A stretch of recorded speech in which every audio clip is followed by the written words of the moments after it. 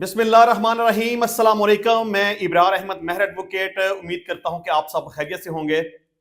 कत्ल केस का मुलजम 7 साल तक आर्जी जमानत पर आजाद घूमता रहा।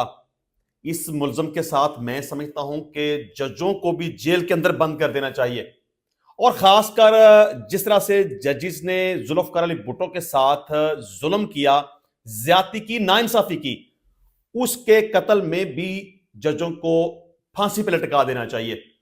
ये इतने सख्त रिमार्क्स मैंने क्यों दिए, इस टॉपिक को डिटेल से डिस्कस करेंगे। कत्ल केस के हवाले से एक मुलजम का केस आज सुप्रीम कोर्ट ऑफ पाकिस्तान में जेर समाअत था। 2017 का केस आज 2024 का दिसंबर एंड आ चुका है, तो उस केस की समाअत आज हुई है। आप हमारे जुडिशियल सिस्टम को देख लें, इसमें किसको आप गुनाहगार कहेंगे, किसको आप जिम्मेदार कहेंगे। देखें, कानून का एक मकूला है कि justice delayed is justice denied. इंसाफ वो है जो बर वक्त मिले। अगर बर वक्त इंसाफ नहीं मिलता तो इसका मतलब यह है कि इंसाफ नहीं हुआ। अब किसी जगह पे तो ऐसा होता है कि एक मुलजम सारी जिंदगी जेल के अंदर गुजार देता है, लेकिन उसकी अपील ही नहीं निकलती, वो जेल के अंदर ही मर जाता है। कभी ऐसा होता है कि वो अपनी सजा भुगतने के बाद जेल से बाहर निकलता है तो उसको पता चलता है कि उसकी अपील समाअत के लिए फिक्स हो चुकी है।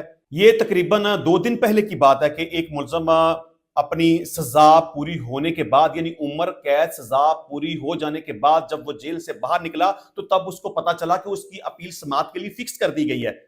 और इस केस में भी ऐसा ही हुआ कि एक मुलजम जिसने 2017 में सुप्रीम कोर्ट ऑफ पाकिस्तान में अपनी बेल पिटीशन फाइल की थी और 7 साल तक वो आजाद घूमता रहा, और आज दिसंबर 2024 में जाकर उसके केस की समाअत हुई। ये एक अलग बात है कि उसकी दरखास्त जमानत खारिज हो गई और अदालत ने उसे गिरफ्तार करने का हुक्म दे दिया, लेकिन सवाल ये है कि ये मुलजम कत्ल केस का मुलजम है और 2017 से लेकर आज तक वो आजाद क्यों घूम रहा था। उसे अदालत ने इतना प्रोटेक्ट क्यों किया, हमारे सिस्टम ने उसे इस हद तक शेल्टर क्यों दी।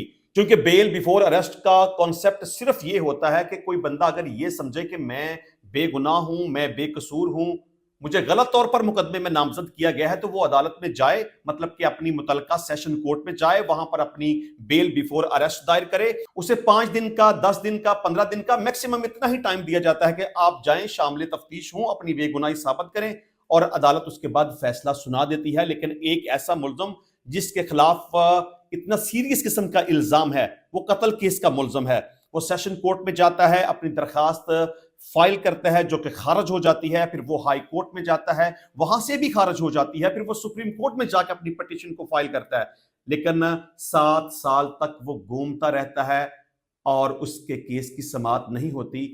तो जो इस केस का मुद्दई है या जिसका भी कोई बंदा मर्डर हुआ, जो भी उसके वारसान थे, आज 7 साल गुजरने के बाद अगर उनका मुलजम जेल के अंदर गया है या उसकी गिरफ्तारी हुई है, तो 7 साल तक वो कितनी तकलीफ में उन्होंने गुजारे होंगे, किस हद तक उन्होंने बर्दाश्त किया होगा, इस बात की हमारे सिस्टम को समझ नहीं आती। मैंने इसके साथ साथ जुल्फकार अली भुट्टो साहब की भी बात की थी। ये अभी इस केस की समाअत के दौरान जजिस के जो रिमार्क्स थे उसके मुताबिक जुल्फकार अली भुट्टो साहब के केस को भी डिस्कस किया गया। देखिए, जुल्फकार अली भुट्टो साहब के साथ जो जुल्म किया गया, जो नाइंसाफी की गई, जो उसके साथ गलत किया गया, उसका जिम्मेदार कौन है? उसके जिम्मेदार अदालतें हैं। इन्वेस्टिगेशन की गई तो गलत, एफआईआर का अंदराज हुआ तो गलत। जुल्फकार अली भुट्टो साहब के खिलाफ इल्जाम यह था कि उन्होंने मशवरा दिया। एफआईआर की स्टोरी के मुताबिक सिर्फ एक फिक्रा जुल्फकार अली भुट्टो साहब के खिलाफ था कि ये जो फलां कत्ल हुआ है ना, वो जुल्फकार अली भुट्टो की इमा और मशवरे के मुताबिक हुआ है, लेकिन किसी विटनेस का जिक्र नहीं किया गया।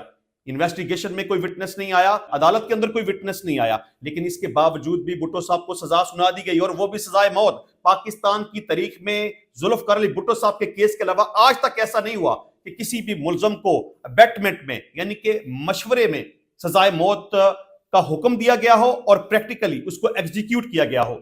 लेकिन भुट्टो साहब को चूंकि सजाए मौत देनी थी, अदालतें अप्रोच थी, मैच फिक्स था, सजा देनी ही देनी थी, तो अदालतों ने अपनी जमीर के खिलाफ जाकर, अपनी सोच के खिलाफ जाकर, इंसाफ के तकाजों के खिलाफ जाकर, कानून और आईन के जाब्ते के खिलाफ जाकर जुल्फकार अली भुट्टो साहब को सजाए मौत सुना दी, ना सिर्फ सुना दी बल्कि उस पर अमल दरामद भी हो गया और भुट्टो साहब को नाजायज तौर पर, नाहक तौर पर कत्ल कर दिया गया। ये तारीख के अवराक में लिखा गया है और हमारी अदलिया के ऊपर एक काला धब्बा है जो कि आने वाली नस्लें हमेशा इसको पढ़ती रहेंगी कि सुप्रीम कोर्ट के जजेस ने भी गलत फैसला किया, हाई कोर्ट ने भी गलत फैसला किया, एफआईआर का अंदराज भी गलत हुआ, पुलिस ने तफ्तीश भी गलत की और एक साबका वजीर आजम को ना करदा गुनाह की पदाश में उसे कब्र भेज दिया गया। जुल्फकार अली भुट्टो साहब के केस में एक सबसे बड़ी नाइंसाफी यह भी की गई कि भुट्टो साहब के केस की समाअत हाई कोर्ट में हुई, हालांकि केस की समाअत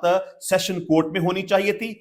उस फैसले के खिलाफ हाई कोर्ट में अपील फाइल होती है जिसे कम से कम 2 जजेस ने समाअत करना होता है। मतलब कि सेशन कोर्ट के फैसले के मुताबिक अगर किसी भी मुल्ज़िम को सजाए मौत का हुक्म सुनाया गया हो तो उसके खिलाफ हाई कोर्ट में अपील फाइल होती है और सजाए मौत के हुक्म के खिलाफ अपील कम से कम हाई कोर्ट के 2 जस्टिस साहबान समाअत करते हैं और अगर सजा को अपहेल्ड रखें तो उसके खिलाफ सुप्रीम कोर्ट में पिटीशन फाइल की जाती है, अपील फाइल की जाती है। उसके बाद फिर फैसला सुनाया जाता है कि आया कि मुल्ज़िम को बरी करना है या उसकी सजा को बरकरार रखना है। भुट्टो साहब के साथ पहली नाइंसाफी तो यह की गई कि उनके केस की समाअत सेशन कोर्ट ने नहीं की बल्कि डायरेक्टली हाई कोर्ट ने की और जो अपील का हक था वो उनको नहीं दिया गया। इनकी सजा हो जाने के बाद हाई कोर्ट में जो अपील फाइल करने का हक था, सजाए मौत के खिलाफ जो 2 जस्टिस साहबान ने अपील की समाअत करनी थी वो नहीं हुई। अदालतों ने भुट्टो साहब के केस में ये बहुत बड़ा ब्लंडर किया कि उनको अपील का हक ही नहीं दिया गया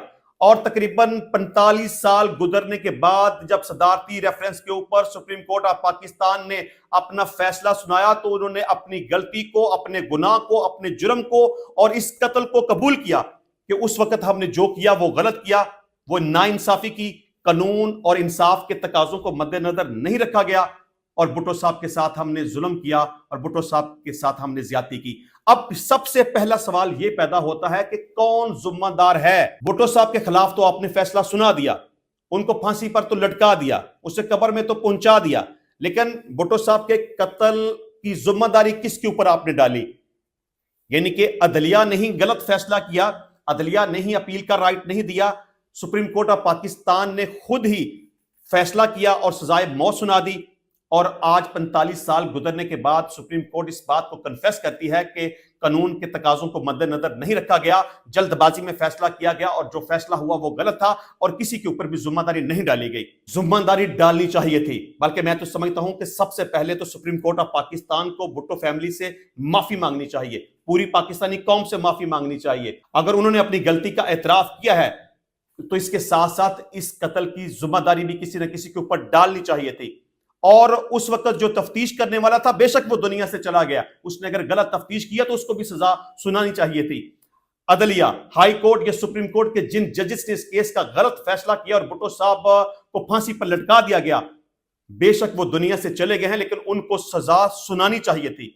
बेशक ये अलामती तौर पर ही क्यों ना होती, लेकिन इसका फैसला होना चाहिए था। इस कत्ल की जिम्मेदारी किसी न किसी बंदे के ऊपर आयद की जानी चाहिए थी।